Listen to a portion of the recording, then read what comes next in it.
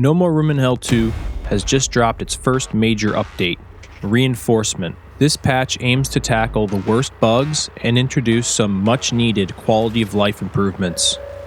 In today's video, I'll walk you through the biggest changes, and then we're going to revisit the question we tackled in the last video. Is this game worth buying now? Now let's dive in. Here are the key changes in the Reinforcement update. Number 1, a new alternate ending for the power plant map. One of the biggest complaints about the power plant map was its repetitive ending. Before, every game ended the same way, fixing generators and heading to the extraction. Now there's a 1 in 3 chance of triggering an alternate ending. Instead of just fixing the generators, you'll now need to complete objectives at the Stacker Reclaimer, Ash Farm, and Cooling Tower. And then after that, all you have to do is input a code at the final area and then head to the extraction. This change adds variety and encourages more exploration. However, it's not a perfect fix. The alternate objectives at those locations are still static, so after a few runs, it can still get repetitive again. The good news, the devs are still planning on expanding the system with more alternate win conditions and deeper map mechanics. One idea I'd love to see is a way for players who missed the chopper to still have a chance at survival, especially if you get put into a solo lobby or if you spawn really far away from everybody else. Second, there are 2 new weapons, the M7 assault rifle and the M1 911 pistol. So let's talk firepower.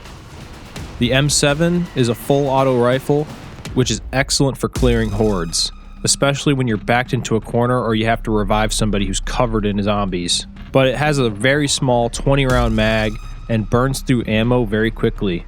And on higher difficulties, I'd still stick with the semi-auto rifle for better efficiency. And the M1 911 pistol is a fan favorite classic, but it's a mixed bag. With only 7 rounds per magazine, you're going to find yourself reloading more often compared to the other pistols, making it less practical in tight spots. So I'd still prefer to use the other pistol, honestly. And number 3, we have improved difficulty scaling. And difficulty has been overhauled in a huge way. Previously, the higher difficulties like level 4 or nightmare difficulty just turned zombies into huge bullet sponges. Red-eye zombies were practically unkillable sometimes. Now, the zombies' health remains consistent across all the difficulties. Instead, the challenge comes from reduced inventory space and scarcer loot, and the large number of aggressive runners and red-eye zombies. This change forces you to rely more on strategy and evasion, but it's not for the faint of heart.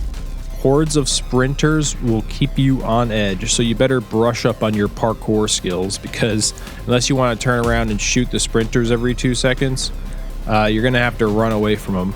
Next up, we have some quality of life improvements.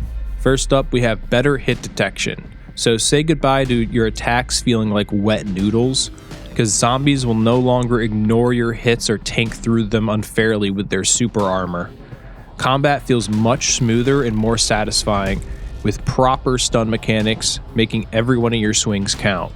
Next up, we have reduced fall damage. Falling to your death is much less likely now, which is a relief, especially in those high up areas like at the coal plant or near the watchtower. Your main threat should be the zombies, not steep drops. The last one I'm going to cover in this video is the UI customization. If you want a hardcore immersive experience, now you can toggle off the UI elements like the nameplates, the health bars, the objective markers, and more.